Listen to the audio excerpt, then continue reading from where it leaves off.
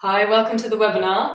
I'm Emily and I'm on the Charityworks programme currently, working at the Guinness Partnership, which is a housing association. Hi, welcome to the webinar. I'm Emily and I'm currently on the Charityworks programme, working at the Guinness Partnership, which is a housing association, in the role of external affairs assistant, which involves a mix of policy, public affairs and research work. So I'm kind of preparing briefings for senior management on the horizon scanning about things that are happening in the social housing sector, and then doing kind of more extended research pieces and a bit of stakeholder engagement stuff. Do you want to introduce yourself? Hi, my name is Kelly and I'm working at Minds, and I'm working in the team of the local leadership team as a project support. And my team is quite new, so we're pretty much just working on our strategy of helping local minds, which are the local organizations that deliver the mental health services, and just helping them to influence better locally. So we're pretty much just working on our strategy, and within that strategy, I'm working on the engagement of marginalized communities, and my day-to-day pretty much consists of a lot of research and attending meetings and attending steering groups, and pretty much just consulting with a lot of local minds about what they might need from us so that they can help us to formulate that strategy. So yeah, that's pretty much what I'm working on at the moment. Hello, my name's Ben. I'm working at Look Ahead Care and Support, which is a housing association in London. My job is an IT project officer, so our project team is implementing a new housing management system. So that's the system which the day-to-day running of the business would use to manage their customers, their properties, their repairs, voids, finances, and eventually customer management and lots of other things.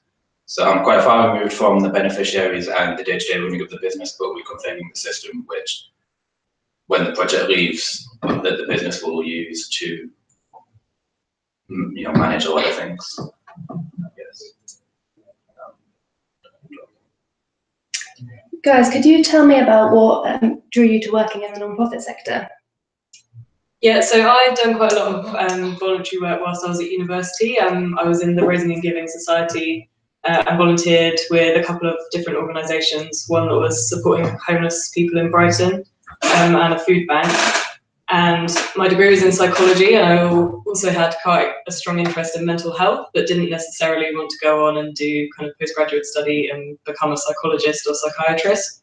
So it was kind of another way into the mental health field as well, potentially. But yeah, it was just more kind of the interest in social issues and working on those that really appealed to me. For me, so my undergrad was in law, so during that I studied human rights, and I think that's really where that started and where I developed that passion for social justice and making a difference in people's lives. And from that I volunteered for victim support, and I got involved in a lot of charity work, and yeah, so that just kind of like ignited my passion for further work in the charity sector and wanting to just really develop a career in that sector and wanting to make a difference. And I joined the Charityworks program.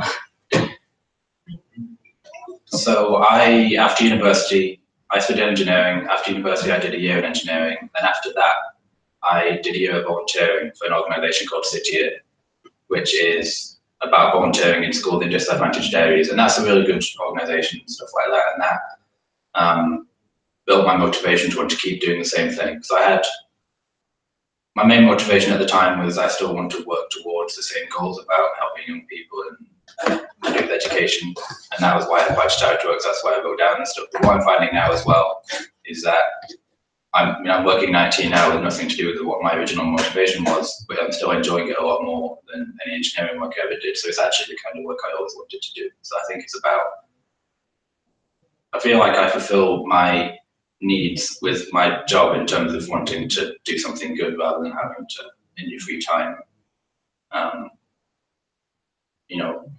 do happy things as well. I don't know, there's a lot of I lost trail. I could do IT in the private sector, I could do IT in the charity I'm working now. It's a lot better doing it now for reasons you probably make of yourself. Thank you. So we've got a question from Zach now. He asks, how have you guys felt the training has been with Charityworks? How have they helped you? I think for me, the good thing about the program is that you can kind of tailor it anyhow way that you want to, and you kind of have that freedom to learn as much as you want to. So it's just about establishing what it is that you want to get from the program, and then through that, you kind of have the opportunities to experience different parts of the sector, different parts of what your organization does. So although I'm based in the local leadership team, I have the opportunities to kind of learn what the other teams in the organizations also do. So I feel like it kind of helps you to decide your career path, because you have that opportunity of experiencing different things and seeing what you like and seeing, I guess, what you would hopefully want to develop your career into. So for me, I feel like it's given me that opportunity to explore different areas and kind of figure out what area I want to focus in and develop and potentially formulate a career. So that's what I like about the program. Yeah, and I'd say similarly that kind of getting to explore different areas of the sector is a big thing, because, for example, even if you're not working in an organisation that's like the top choice that you would have for a cause, then you could maybe do your impact research on something to do with that area, and then you kind of are getting experience of something outside of your organisation. I'd also say that the best thing for me is kind of the network that you get from the program. So meeting the other 140 trainees, and then having access to a mentor, which is normally a senior leader in the sector. Like, that's been a really good part of the program for me. So for training and development, my experience is that most of that kind of comes from the organisation you're working for. I think you spend most of your time there, that's your job. And there's a lot of people there who are kind of going out their way to help you, and they recognise that you're on this year to develop yourself, to train yourself. They know that for you to have got that far, you must have the right attitude and want to develop yourself and learn. There were 4 Charityworks graduates at my organisation at the moment, and we had a kind of graduate lunch last week with a couple of the directors, with a talent manager or talent director, and there's a lot of effort from their end going into making sure that we kind of become the best we can be throughout this year.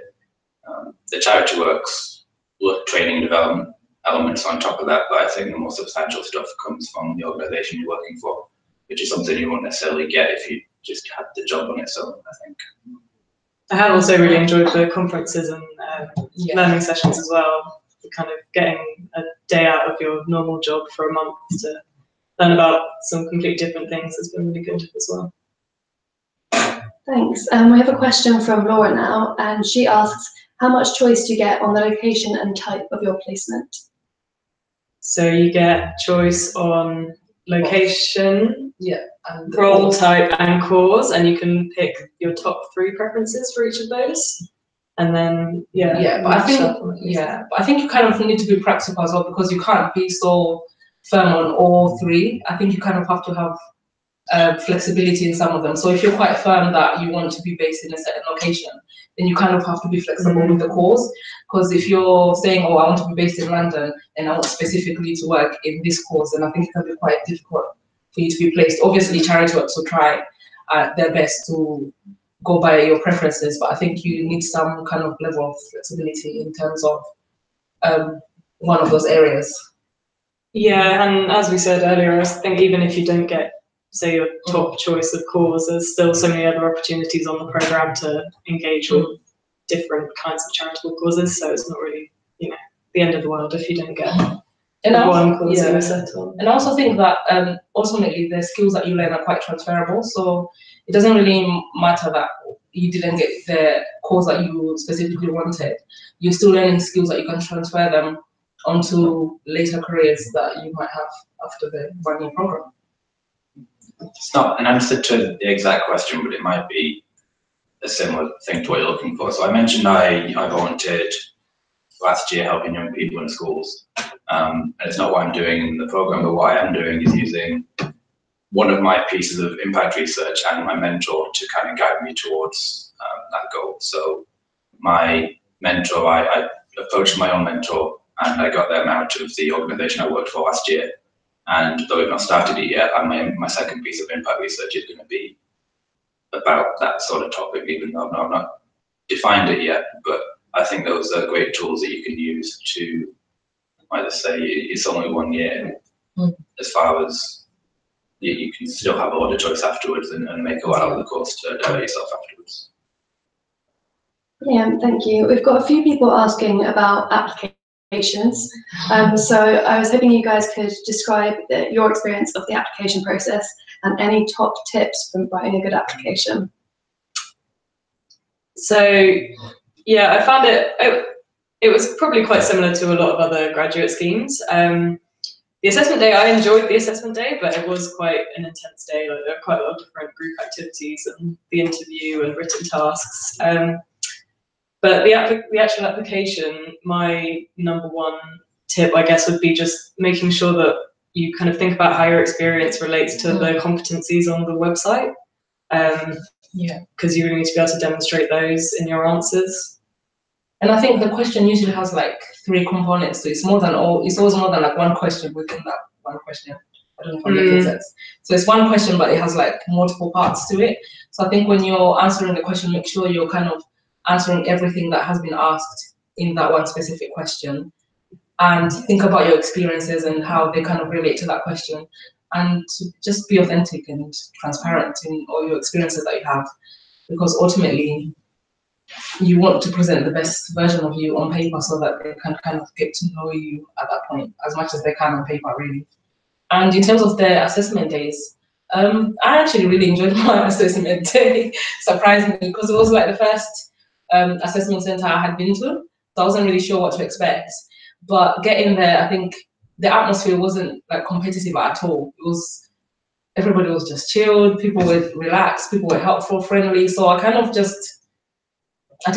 even forgot that we were doing interviews, we were doing assessments. It was just like, we were just there talking pretty much. I enjoyed my assessments and stuff. Yeah, it was nice to meet everyone. Yeah. And a few people on the program now are people that I met on the assessment centre day and still. Yeah. I think I kind of left my assessment day thinking, oh, I hope everybody likes me. It was that fun. But yeah. I was put on the waiting list after nearly every step of the application process, so I didn't do fantastic the first time around. But what I noticed in general throughout the whole application process compared to everywhere else is that because I knew I really wanted this, it's like not the first, but it's one of the only few jobs I've applied to which I genuinely wanted. Like, because I used to engineering, and applying to engineering job was hard, but applying to Charityworks was quite easy because there's actually motivation there. And that, though I've got no proof of this, I think that's evident to the people who are reading it and to the people who are listening to you in interviews. So that gets across quite well. So kind of what we mentioned, be authentic, be really honest about it. Yeah, and I think adding on from that, I think you just have to try your best to convey your passion through your answers, because obviously your application form is what is going to form the basis of the impression of you. So just try your best to kind of convey your passion through your answer. Easier said than done, but yeah. I think as a practical advice, I think there's a lot of weight that gets put on volunteering experience. So I talk about that. If you have a choice between 2 things, talk about volunteering experience or value-driven work that you've done. That's, I think, valued quite a lot. And I'd also just add that if you are on the waiting list, like, don't be disheartened by that, because I know when I was put on it after the assessment day, I thought that meant maybe I wasn't going to get placed anywhere, but I think quite a lot of people that did get placed were on the waiting list, so yeah, it doesn't mean you're not going to get anything. I have a question specifically for Kaliwe now from you, and I'm also a law and human rights law graduate. Which skills from your degree have you been able to apply to your role with Mind? Yeah, so I guess you would know that within that degree, there's a lot of research. So my role at Mind involves a lot of research at the moment, because as I mentioned, we're doing a lot of research around the strategy, and I'm heavily influencing the work that we're doing with marginalized communities. So I am doing a lot of research in international strategies that are being employed in terms of encouraging marginalized communities accessing mental health services. So I think one of the main skills that I've used for my degree would be my research skills. So that's coming really handy, like a lot of research at the moment. And presentation skills as well, because there's a lot of presentations that I'm doing. So the ability to kind of formulate discussion points and just present that in a coherent manner. So, yeah. Thank you. A few more questions about placement matching. So a question from Bethany. Without being able to choose your own placement or charity to work for, how helpful do you find the programme in pursuing your own personal career and interests?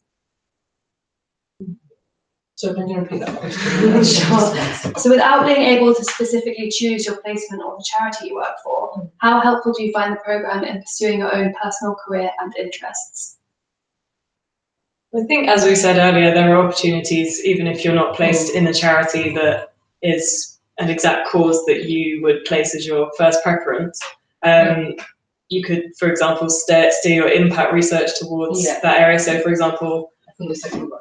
Well, I'm doing my first one on how we as a housing association provide support for our customers who have mental health needs, which links to my interest in mental health. And also your mentor as well could be from a sector that's not the same as the one that your charity is. Yeah, so for me, I'm currently working in a mental health charity, but I have like a passion for international development and human rights, obviously. So when it came to being matched with a mentor, I specifically expressed that I would like to have somebody who is in that field of international development and human rights, and that's who I was matched up with. So my mentor is working in an international development charity. So I feel like although I'm placed within a mental health charity, I'm still able to access the guidance and the benefits from somebody who is in the field that I have an interest in. So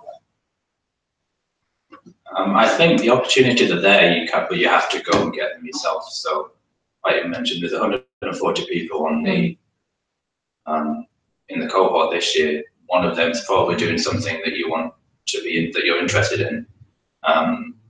You're not going to know what every one of those 140 people are doing, so you kind of maybe email Charityworks, try to get put in touch with the relevant person, or use the mentoring and the impact research towards those goals. Like I wouldn't be worried about trying to tailor your career afterwards. And ultimately, it's just 1 year in the spectrum of how many years you're going to have a career. So I think the key is to just utilize the year to gain essential skills that you can transfer onto whatever career that you want to have on after the 1 year. So don't dwell on the 1 year, because it's 12 months. It goes really quick. I can't believe we're nearly halfway there. No, for sure. So, but also if you are placed somewhere that you didn't necessarily think was going to be a good match for you. So for example, when I joined Guinness, I didn't really know exactly what housing associations did, but I've actually found working there really interesting and found that I've learned a lot about a cause that I didn't really know anything about before. So I think being open-minded with it is good as well.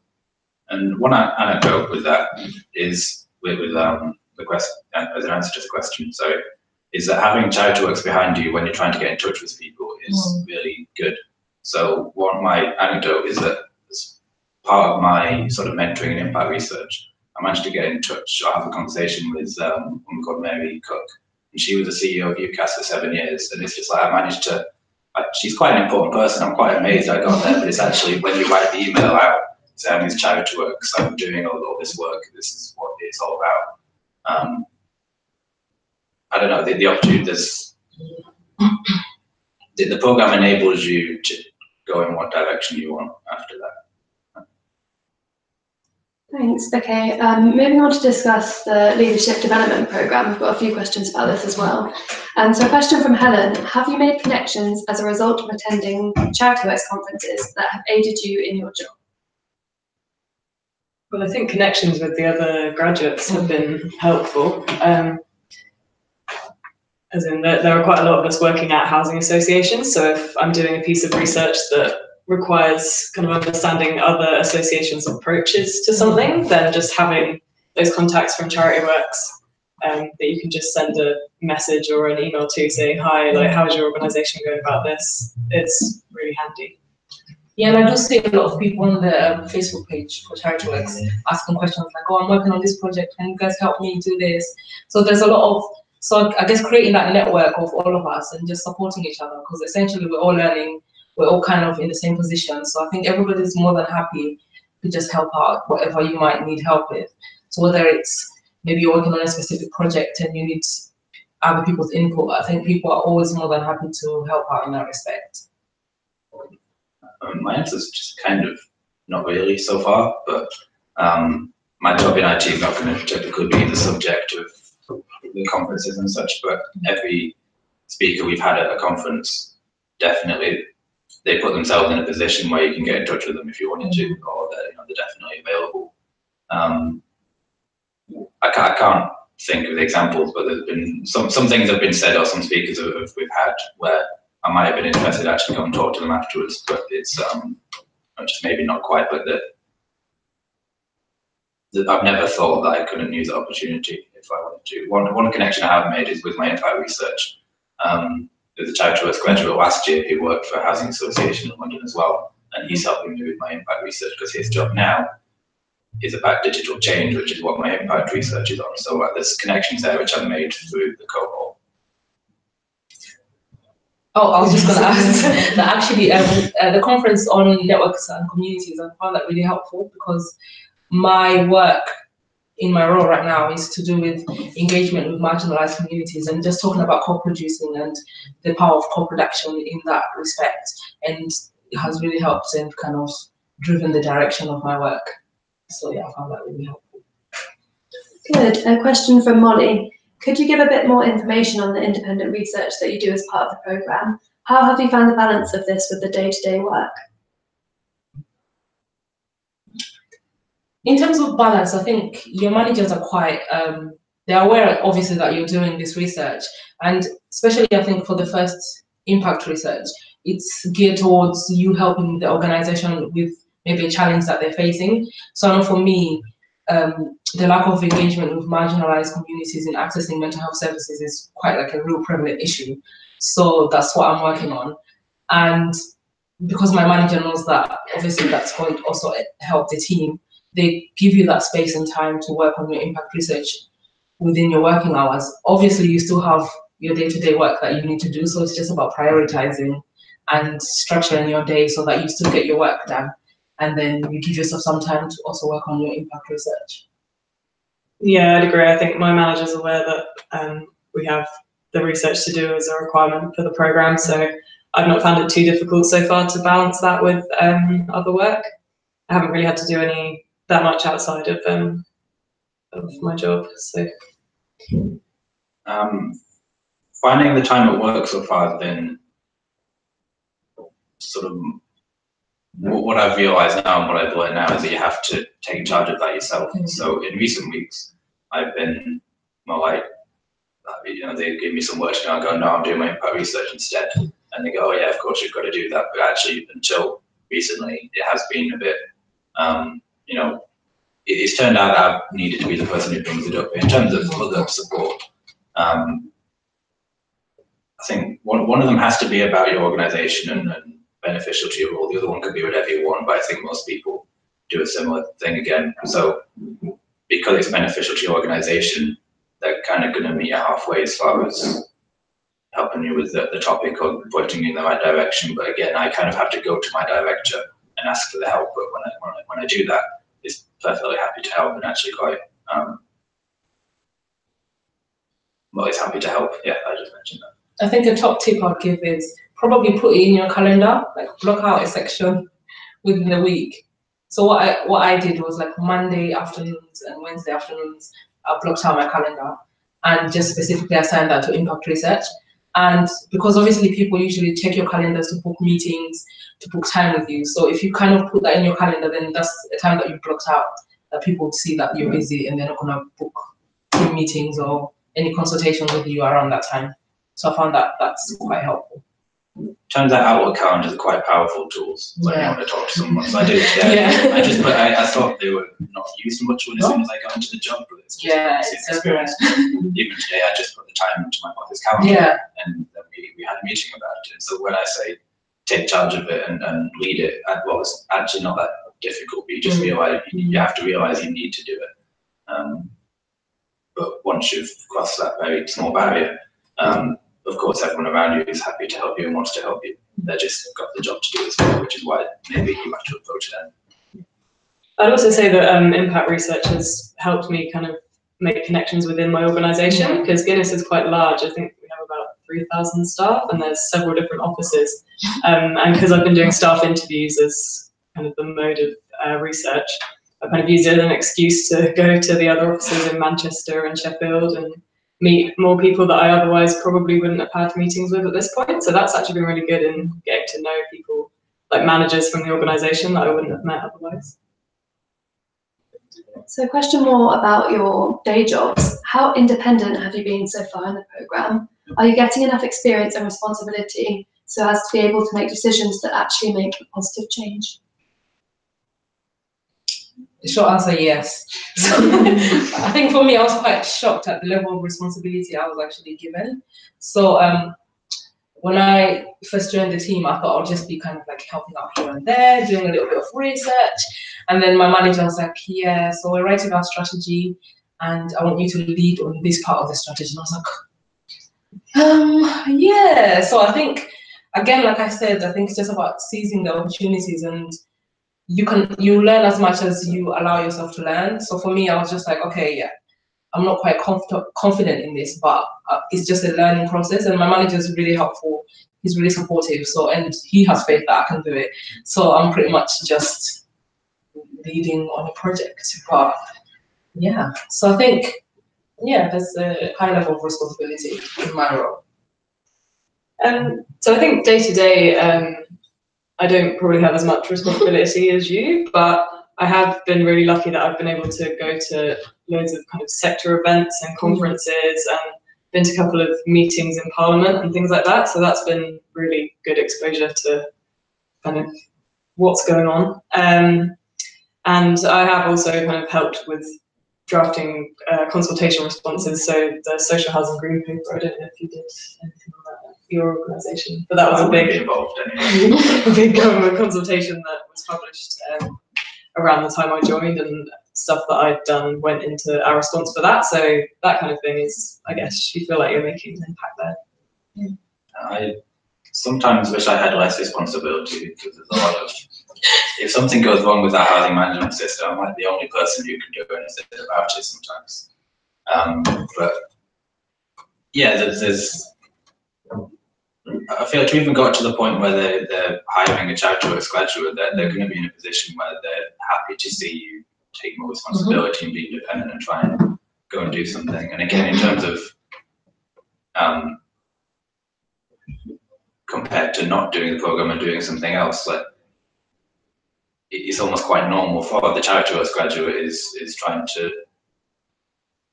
I don't know, it's more, it's easier, you're in more of a position, it's to go out and get what you want, and get what you want and do what you want to do. I know the Charityworks graduate who was there in our organisation before me last year, she was very much sort of, got in touch with so many people in the organisation and did all the different projects, and she got a while eventually actually in quite a good position now. So it's up to you to make of it what you will, I think. Yeah. I think even if you're in a role maybe that you're not given that much responsibility, it's still, you still have opportunities to kind of tap into the different teams within your organizations and see where you can help out. So again, it's about identifying your interests within that organization and being proactive in going to those other teams and being like, oh, can I help you in whatever projects you're working on? And just, taking responsibility and taking charge. Good. Okay, so we've spoken a bit about some elements of the leadership programme, but Bethany wants to know sort of what the work is outside of your placement. So could you guys maybe speak a little bit about the learning sessions you do and the peer coaching? Because I think that's stuff we haven't touched upon yet. Sure. Okay. So we've had 2 learning sessions so far. So there are conferences. but we've also had 2 of, I think, where all 140 of us come together and have talks from various speakers on a particular theme. And then the learning sessions, where we're kind of divided into groups of about 20, depending on where we're based in the country. And we have learning on particular topics. So we've done well-being as the first one, and then innovation, which I really enjoyed that one. And it's... And I think the third one is measuring impact. Oh yeah, that one's coming up soon. Yeah. So yeah, it's a nice way to kind of connect with the other people on the program and learn about things that are relevant to your job but not necessarily relevant to your role every day that you'll be thinking about. And I think essentially they're quite helpful in terms of gearing us up to be future leaders. And obviously essentially this is a leadership program. So in terms of learning about being innovative and just measuring impact, which we have yet to have, and things like that, I think it's just quite good for our personal development and helping us identify, I guess, the type of work that we would probably want to do within our careers. So yeah, I guess it comes back to that question about whether, even if you don't get your first choice preference, if it's still good, but yeah, we're still learning things that are relevant to other roles in the sector. So that's good. Yeah, so we've only had 2 out of the 7 learning sessions, so we're not in like the deep end of it yet, I guess. But so far it's been really good, and I'm confident that the rest of them also can, be even better. I think the conferences are the best bit so far because there's so many basically important people and like very, I guess, very valid opinions and lots of different perspectives. The first one was leadership, and I think we had like just an incredible sort of diversity of perspectives from the different leaders, and it's just being exposed to so many things. And I think with the learning session so far, I've been like this as well, but like I say, I've got most of them to go. Get exposed to so many different sort of skills and areas that they're very beneficial. I've really enjoyed them so far. Peer coaching is the other part. So you get matched with another trainee at the beginning of the program, who is your peer coach, and you can kind of come to them with any issues you might be having at work that maybe you don't want to discuss with someone in your organisation. I can't remember the name of the technique you use to grow or boost. The grow technique. Where you can talk through any issues and you kind of learn how to do that in a particular non-judgmental way. And that's been good. And I think the peer coaching is really important because there's like 140 of us. That's quite a big group of people. So it can be quite daunting sometimes, maybe not knowing who to go to. So having that one person that has been assigned to kind of listen to your problems is just a good thing, really. Yeah, I think it's really good. Similar to what she just said, having someone, like you probably find in general, everyone would be happy to listen to you and someone, you've got lots of people you can talk to, but having someone assigned to you that's deliberately there to go talk to helps. I remember someone said after one of the first times we all did it, it's a bit like therapy, and it kind of is like when the person who is the coach asks questions almost like a therapist. Actually, it's kind of similar. I think it forms a really important part of your support network. I think it's really, really good. Yeah, just going back to what Ben was saying about the conference, actually, we have a question from Zach. Have you had any particularly memorable speakers that you see as aspirational? I think for me, in general, the leadership conference really just was so inspirational because it kind of gets you thinking about what type of leader you want to be in the future. Because we had different people speak about different types of leadership, and you within yourself, you can kind of like just take it all in and be like, oh, I wonder what sort of leader I could be or I will be.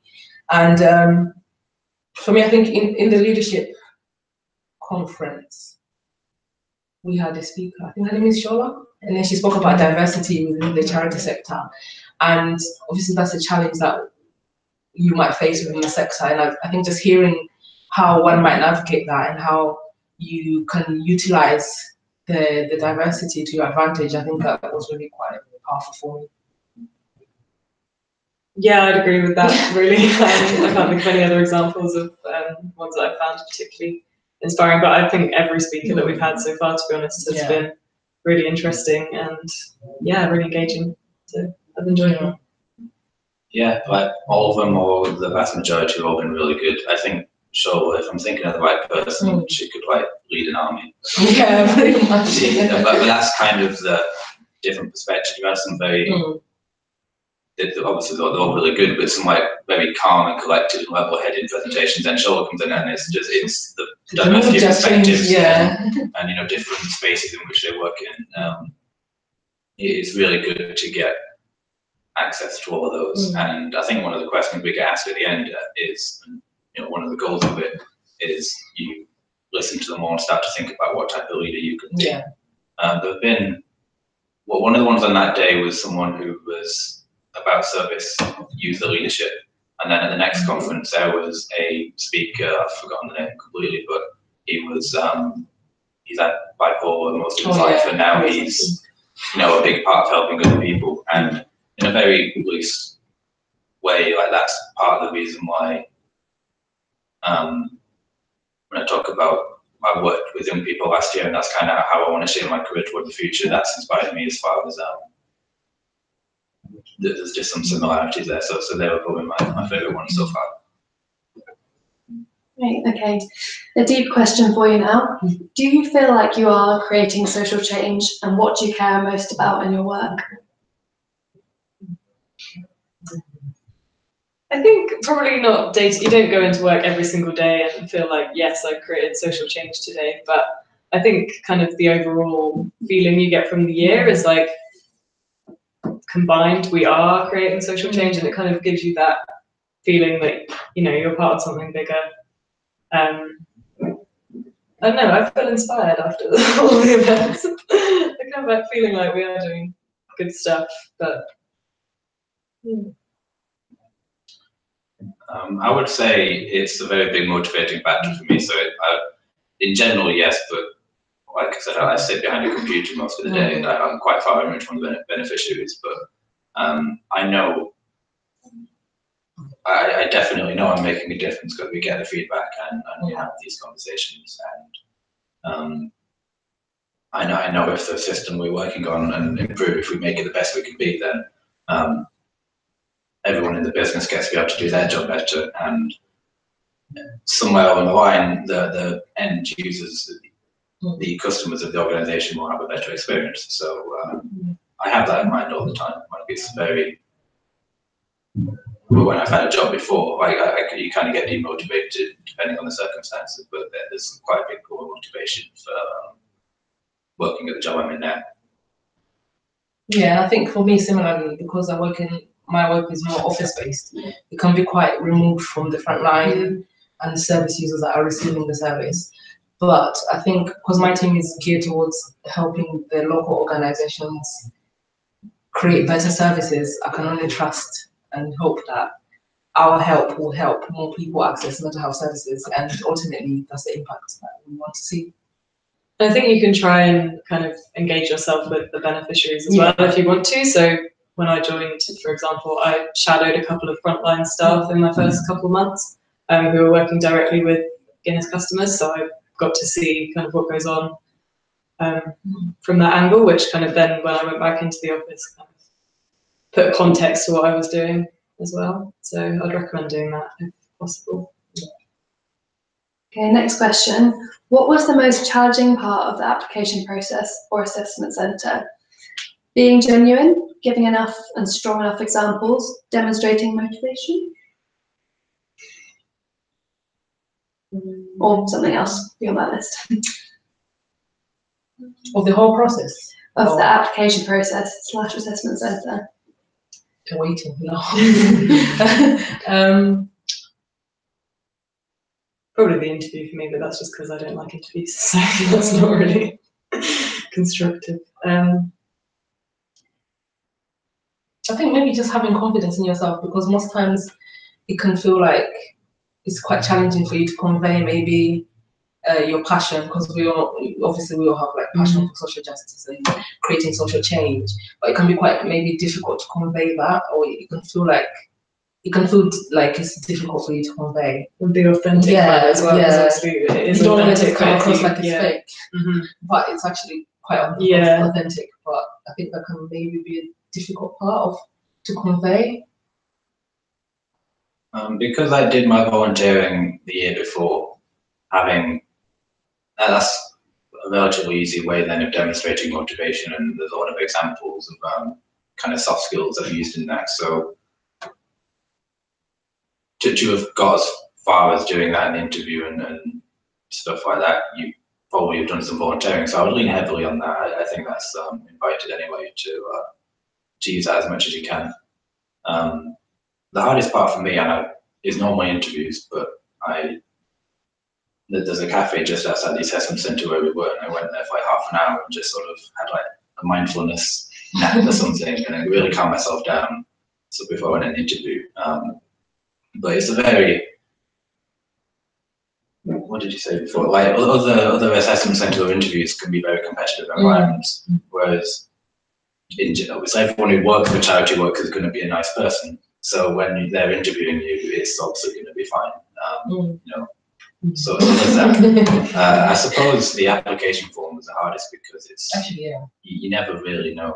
I find that quite difficult usually. But again, focus on kind of leaning on your experience. Your experience and your kind of passion and motivation. But and also obviously make sure you answer in like a star format and things like that. Like but get through your passion and kind of more emotional part. And the online tests. Oh, do they have those? There's no online tests yet. Oh, okay. Never mind. Okay. Some questions coming in. How do you find it living in London on the Charityworks salary, which for this year is £20,000? I mean, it's not that much different to a normal graduate starting salary. I wouldn't have thought. London is expensive. There's no getting around that, but it's affordable. And like you say, it's only for 1 year, so if you can. I guess it might be maybe a different situation if you have to relocate and you have to find accommodation. For me, I've been lucky enough that I've gotten to stay at home, so that kind of alleviates that stress. But I guess I'm not sure about you guys. I'm renting in Zone 3, and I feel like I got quite a good deal on my rent. But yeah, it's affordable. It's just you probably won't have loads of spare money, but I don't think most graduates do live in London. So. I was quite fortunate to have some savings before I moved here, but by now, I can live pretty sustainably on the money I've got. And supermarket prices are the same. Like obviously restaurants and other various things in London are more expensive, but supermarket prices are generally just as cheap. One thing that is a bit lacking maybe is that there's not a lot of, it's quite hard to know where you're going to live. So I ended up in quite an expensive place since September, but I'm moving soon to somewhere in south of London, which is because there's public transport is not as good. Places are quite cheaper, and maybe I have to sacrifice a longer commute, to have a longer commute to work. But just give yourself enough time to find the right place. Like, it's going to be more expensive. It's not like get quite a comfortable room on 600, 700 quid a month, which is a lot, but not like I don't have any responsibilities, so I pay my rent, and then after like gym and Netflix and stuff like that, I still have plenty left over. So I think it's actually it's still quite a lot of money because you don't have any responsibilities to pay for. Hopefully, if you do, then you do that. And just as a note for people watching, we're reviewing the salary for 2019 at the moment, and it might go up in line with living wage, so watch this space. A question from Zach: have you made friendships on the programme? Do you see the other graduates often when you're not in training? So I feel like we're starting to do that more. A few of us a couple of weeks ago had a Charityworks night out, so that was fun. You missed that. You can come to the next one. But yeah, I feel like, especially people in your cohort who you see more often, you can kind of get to know people quite well from the assessment day to then the induction day to. Yeah, so for me, at mine, there's 12 of us from the program, so that's a cohort in itself. And we try to go out regularly, so yeah, I would say that we've made quite firm friendships in that respect. I might be one of the worst people to ask because I tend to be like, keep myself to myself a lot of the time anyway, but you definitely can. Your peer coach ends up being your friend, you've got your, so we're only 5 months in, which I think most of the kind of strongest friendships and relationships you get are probably in the second half, but we've had 2 conferences and 2 learning sessions, which you may not opportunities to meet everyone. But we're already at the point where you're kind of recognizing and talking to a lot of people when you get there. And yeah, the feedback I've gotten from people who were here in previous years is that it's almost like being, they say it's almost like being at university again, as far as you get to put into a big group of people and make lots of connections with lots of different people. Thanks. Okay, question from George. Do you feel overworked from working, doing impact research and attending training events, or is it manageable? I feel like, considering we're a few days away from the first deadline, this is the perfect time to ask this question. But no, honestly, I feel like it's been fine for me, really. I haven't felt overworked. I haven't had to work in evenings or anything. Might change over the next few days just before the deadline, but that's not the norm, definitely. I think, like we said before, most of the managers kind of do give you time to work on your impact research around your day-to-day work. So it's not so much as like feeling pressure to complete your impact research as well as your day-to-day work. You can kind of incorporate all of it in as long as you prioritize and you kind of structure your day, and yeah, it's just all about prioritizing. Yeah, I think supervisors and planning, they know that you're doing the program as well, so they're not going to pile on loads of work if you're, Like I think for the last 2 weeks, my manager has kind of just left me, and he's like, "Yeah, you're working on your impact research. That's it." So they know. Yeah, and your training days, like they just substitute your work days, so they're not extra. You're just not going to work. You're now going to your training days, and there's not a lot of. So you can if you want, but there's no like mandatory work outside of those to really be getting on with, so that's not an issue. But by nature of the charity sector, they care about your well-being and stuff. So some people just get told to go home. I know you're working too hard, go home. You need to look after yourself. So they're really going to be happy to make room for you to do your impact research. Okay, a question. Do you know anyone who lives with fellow Charityworks trainees? And if you did relocate to London for your placement, what was your experience like of relocation? I don't think I know anyone who lives with other trainees. I feel, we do have a Facebook group where I feel like around September a lot of people were posting asking if other people were looking, so there may well be people that do live with other trainees. I'd moved to London 6 months before I started anyway, because I was doing an internship here, which I was commuting from home when I first started the internship, so then coming in, kind of looking for places in the evenings and going back home again for about 11 p.m, which was quite stressful. But I think you'll probably find out that you're starting your job with Charityworks a bit before you start, so you should have time to find somewhere.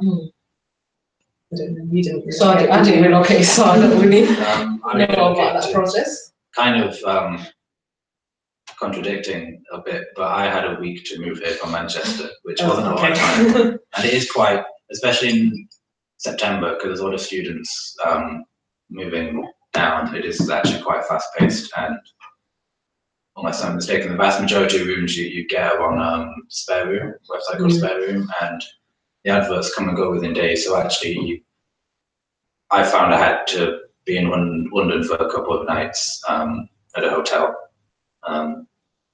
Try to find some cheap places, obviously, in advance before you get here, and then you're there for viewings. And But I would do a lot of research on where you want to stay. There's obviously nearly infinite amount of choice, and whichever area you pick, there's going to be every option available within the area. So just pick an area based on the tube line, based on commute. You know, obviously be central. I'm working towards the bottom of London, and the first place I lived was in the top, so I had to commute through all of the city before I actually got to my place of work, which is quite stupid. So now I'm living south of London, which I will be living south of London, which is a lot easier. So just simple research like that can help. But definitely do your research, and you do kind of have to be in London around that time of year to get your viewings in place and to find somewhere that's quite fast paced. So we had some people asking in a bit more detail about impact research. So would you mind describing what your projects are on and what sort of research you're using? So primary, secondary, qualitative, quantitative, and so on. Yeah. So my impact research, as I've said, it's been identified that there's a lack of engagement from marginalized communities with accessing mental health services. So I'm looking into that in the perspective of defining external leadership with the local minds that actually deliver the mental health services for Mind. So my impact research is looking at how local leaders can better engage with marginalized communities. And how I've gone about that is I've conducted a lot of consultations with the local CEOs to try and ascertain their understanding of leadership and how they see external leadership and engaging with marginalized communities. And as well as that, I've also done consultations with internal teams within my organizations to try and see what we could do better to encourage that engagement. And I've been part of steering groups, lived experience steering groups, to see how they can feed into that engagement as well, and just conducting a lot of interviews pretty much. And I've also done a lot of research on the different strategies that are being employed currently and whether we can learn like best practice from those to try and formulate some sort of strategy that people can use to better engage with marginalized communities. So yeah, pretty much everything. So I think I mentioned earlier, but I'm doing mine on how Guinness supports its customers who have a mental health condition.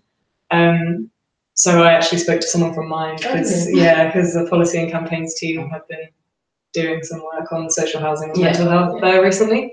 So I kind of got secondary research from looking at those papers. But my main form of research has been interviews with frontline staff and focus groups with staff and teams that are customer facing and kind of interacting with customers on a daily basis. So like the customer liaison officers, which are the equivalent of housing officers, who will kind of be on a particular estate, helping customers with any kind of issues they're having. And also like the customer accounts team who are dealing with payments and people in rent arrears and things. Just finding out about their experience of working with customers who have problems with their mental health, and finding if there are any ways we could adapt our approach to support those people better. And then I've just kind of been analysing the key themes that have come out of those interviews and making some recommendations based on those. So bearing in mind my job is about digital change, about a new housing management system, my impact research is about barriers to digital change in our organisation, of which there turn out to be quite a few obvious ones, being like the IT literacy of our staff is probably lower than average, and our data quality is quite low because people work in the charity sector because they want to help people, not because they care about the data quality, things like that maybe. That's what mine's about. I think I've been doing some secondary research when you kind of look up online and try and find any kind of help or research or evidence already. But naturally, the people I'm doing the impact research for, my director and supervisor and just the organisation, and care more about the answers I get from talking to people in the organisation. I think it's mostly primary research, surveys, interviews, and getting those answers. Both are required for the impact research, and both are useful, but I think compared to, say, university work and dissertations and stuff, this is a lot more focused on new information you can find out from sort of assessing, your staff or your organisation. Okay, one last question before we wrap this up. What would you say to someone thinking about applying for Charityworks? Do it. Yeah, just apply. You're not losing anything by applying, and it's been a great year so far, so I would recommend. Yeah, I would say do it, and and again, just be yourself in the whole process, from application to assessment centers. Just be authentic, be yourself, be transparent, and just don't try to be something that you're not, because that's just not going to come across.